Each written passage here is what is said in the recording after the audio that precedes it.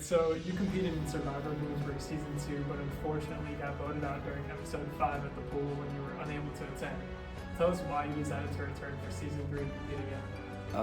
Because I had a lot of fun in Season 2, and I thought, like, I would be more... I was committed to it, it's just I'm in the National Guard, so that comes before everything. I thought I would be back in time for this episode, but I wasn't, so kind of let everything down, but it is what it is. Sorry I couldn't be as committed. How did you feel about being voted out in both seasons on nights you weren't able to attend the challenges and tribal councils? Kind of knew it was going to happen,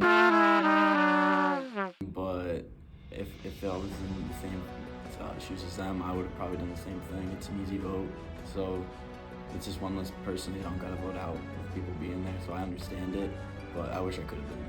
Episode 1, the first activity was the island hopping, where you had 30 seconds to get trios standing in various hula hoops. How did you feel about your original trio that you formed with Silas and Scott? Did you three form any alliances at that point?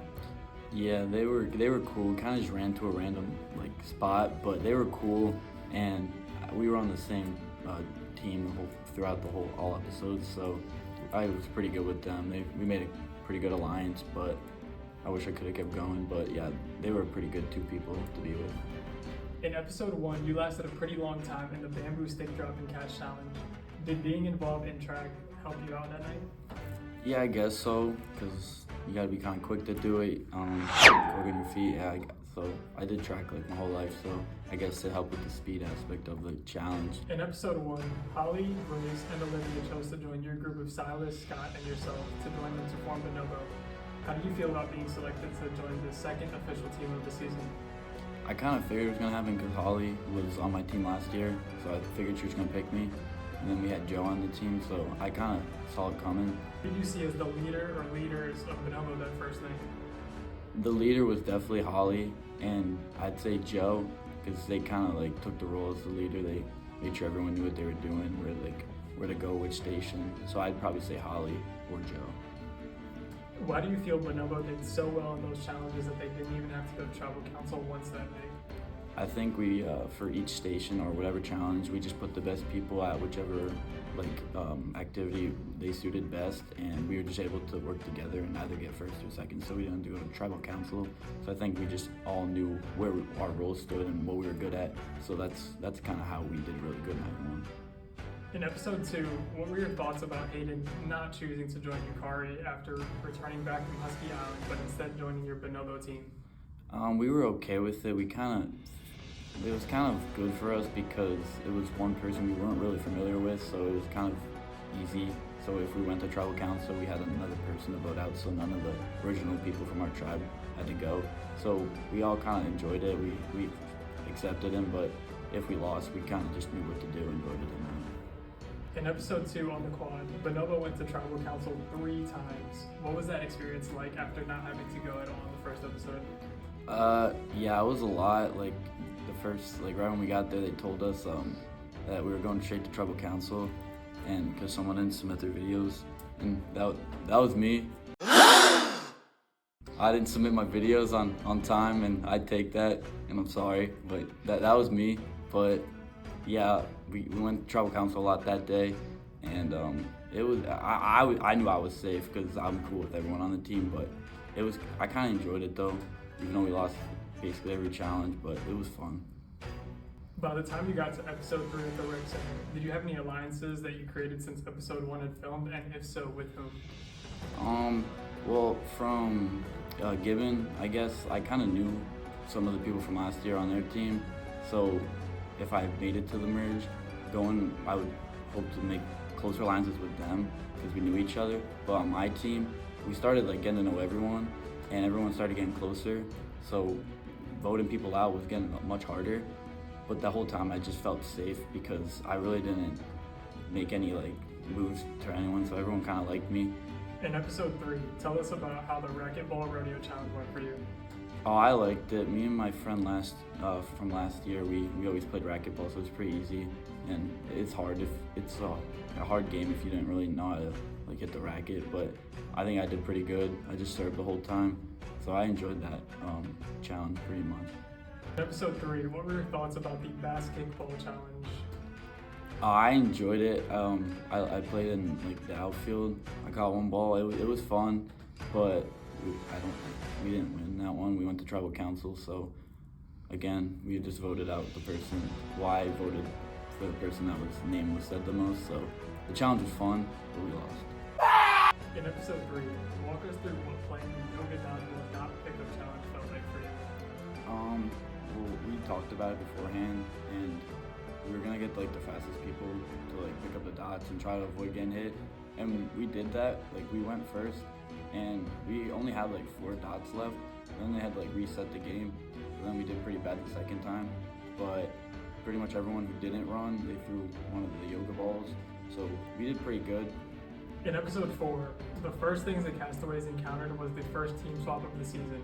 Since you weren't there, you ended up with the final burlap bag that wasn't chosen, and you got sent to Yukari with Jay, Cora, Taylor, Brandon, Mars, and Carlos. They voted you out after losing the first immunity challenge, which was a balanced team activity. If you were there, do you think the outcome would have been different? Yeah, I think so. But I'm not mad about it because I get it. But I think if I was there, I think we could have done better, but they're all cool. I expected it. If Yukari had still lost while you were there, did you feel you could have saved yourself from elimination, or do you think you would have still been voted out because you were outnumbered by the original Yukari that was still in that group? I think I would have tried to make alliances with them, but I think since they were with each other the whole game, it would have been hard, and they would have just voted me probably because they all were on the original team, and that's just what you do in Survivor, honestly, from what I experienced. A 4th team was created that night called Vasula, and they became a blue team. How do you feel a 4th team will impact the game moving forwards? I think it will be fun because it's more than I guess they had since last year. I think for the teams, it's gonna make the challenges more fun. It's gonna be a little longer, but I think it's a good like new thing to the games, and we really don't know what to expect with that. But I think it's pretty cool that they've added some extra teams to the game. Unfortunately, you weren't able to attend Husky Island later that night in episode 4 to play for a chance to get back into the game. It was a 100-piece wooden survivor puzzle challenge. How do you think you would have done if you faced off against Carlos, Noah, Joseph, and Hayden? I don't think I probably would have done good at that. I'm not the best with puzzles, but I think maybe if I was there, I could have tried, but I'm not the best with puzzles. I kind of stick to like the sports side of everything, so I don't think I would have made it out of there, but I guess we won't know. We won't know, but probably not. If you had won at Husky Island and earned your way back into the game, which team would you have chosen to join for episode 5? Would you go back to the new Yukari or return to your Bonobo roots? Why?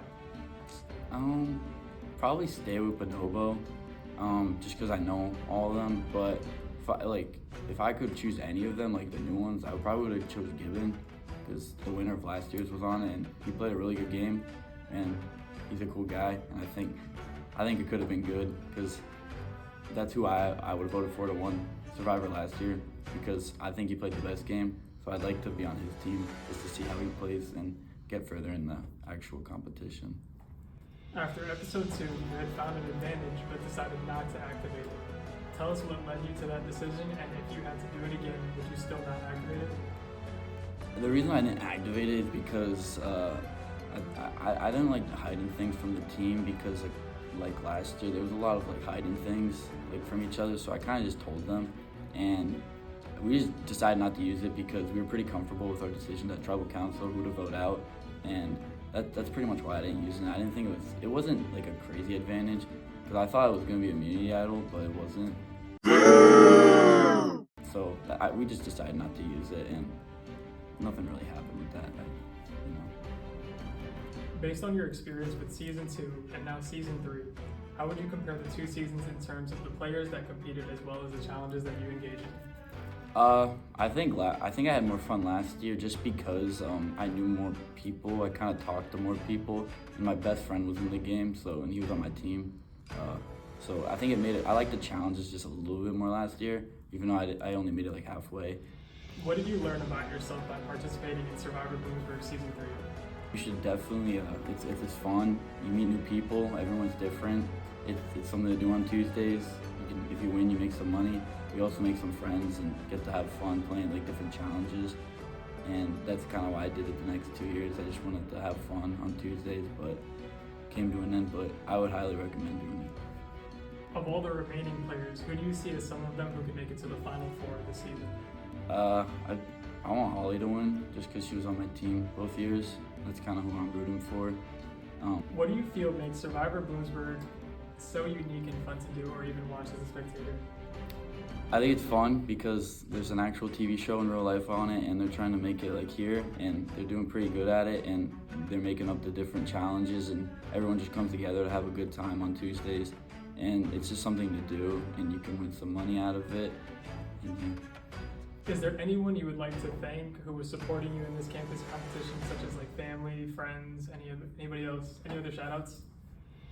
Shout out to GK for letting me come back. After not showing up last year, I'm sorry I did it again.